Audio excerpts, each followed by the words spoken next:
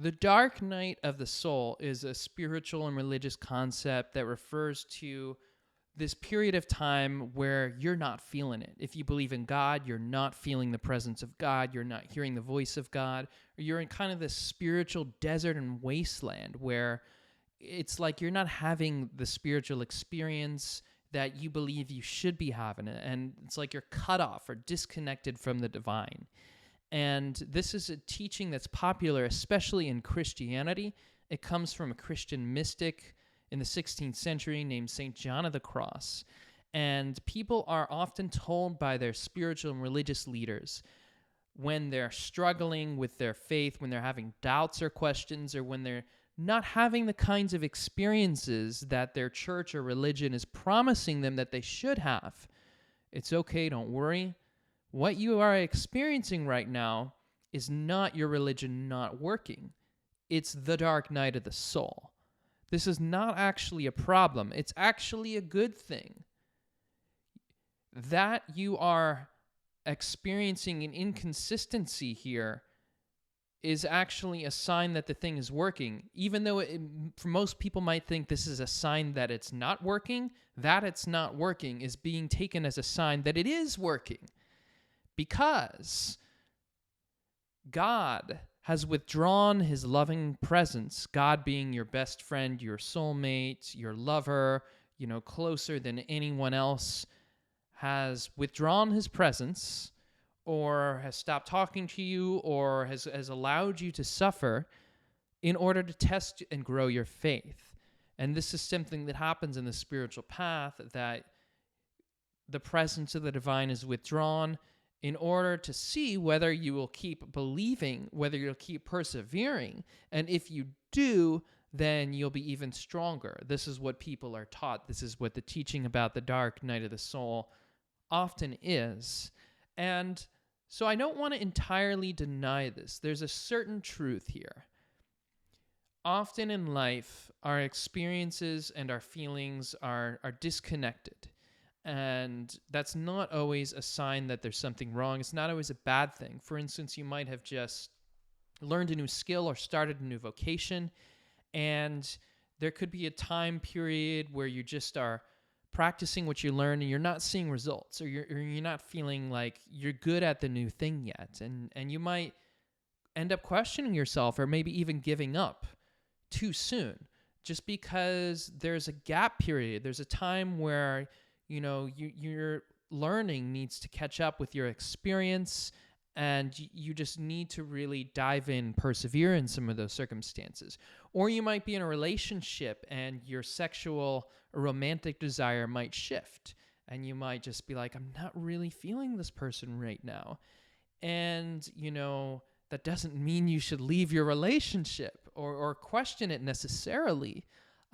You might find that just as you keep going, that those feelings return, or there might have been some reason for that dip, all kinds of different reasons in the complexities of life.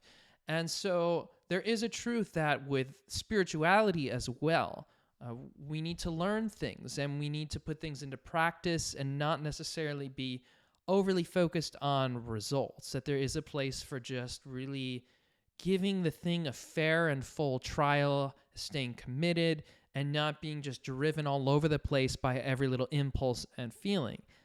So we might experience something that feels like a dark night of the soul for a while. However, if this becomes chronic for months and even years, as apparently was the case for Mother Teresa, who describes this kind of experience for much of her life, then I think we really need to ask some harder questions.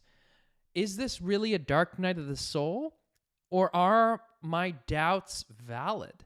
Is there an actual reason for this disconnection between my experience and my beliefs that I don't want to face? Maybe I don't want to face it because it's painful to face, because it might mean really deeply questioning deeply held and cherished beliefs. And that could have all kinds of big implications, like having to maybe leave your religious community, change your identity, really give up or question things that give you a sense of safety and meaning in life. So it's no small thing to have to question things like this. But I think a lot of us find that you can only suppress them for so long. And the dark night of the soul can really be an abusive teaching and a manipulative teaching, because it really can teach people to suppress and deny their authentic truth and their authentic feelings and experience, and to just believe. Just take a pill, take the blue pill,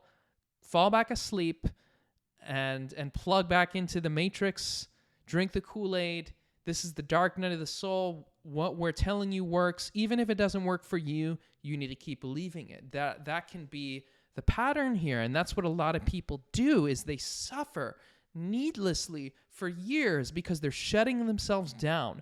They're not facing the reality that they're experiencing. They're favoring a text and a belief system over their actual experience, which often is the exact opposite of what the text says. So maybe, for instance, you are not hearing the voice of God because this God is not actually speaking.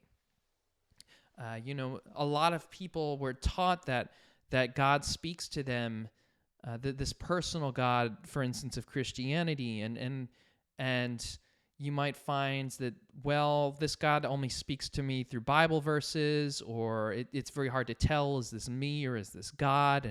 And what I thought I heard God saying didn't actually come true, or even contradicted reality in a certain way. And we can suppress these kinds of things, or we can actually be honest about our experience. Or maybe you're not really experiencing the kind of miraculous deliverance and triumphant life that your religious system promised you. This loving presence isn't really consistent with a lot of your experience. That it can seem more like of an emotional manipulation thing, or it's there sometimes when the worship music is playing, and then when you're actually in your life and you're trying to connect, it's almost like, am I making this up? And maybe you are. What if that's actually true? I mean, I'm not saying that, again, we should just throw everything out, but I think that these are really important questions, and this kind of teaching tends to shut people down and lock them up in suffering needlessly. So the dark night of the soul, is it the dark night of the soul, or is it doubt? And maybe this is a good thing. A lot of people find when they start asking these questions, they end up changing their beliefs. And for a lot of people, they find a lot of freedom when they change their beliefs, and maybe find a kind of a spirituality, if that's what they're interested in, that actually delivers the kind of experiences that they seek. So they don't have to just believe and have this experience of desolation, but they're actually able to have tangible mystical experiences. And that's what I found when I left Christianity, that through psychospiritual mystical practices, I was actually able to have these experiences consistently, and I was never had to question, is this just me, or is this just being suggested or made up, because it is a very, very real and tangible. So the other thing is that the dark night of the soul could actually be an experience of clinical depression, or of some kind of mental health issue, or of something that's not right in your life.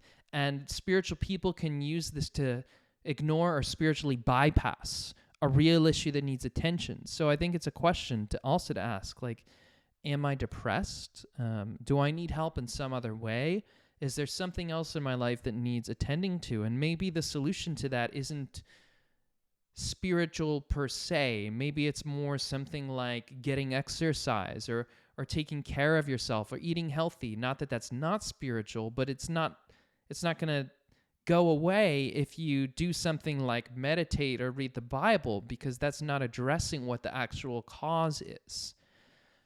So the dark night of the soul, I think, is used far too frequently, and I know it was a lot in my former Christian background, and I think it had to be, because as I now believe, a lot of the things that I was being taught just had no basis in reality. The problem wasn't me. The problem was really with the religion and the belief system. There were untruths being taught.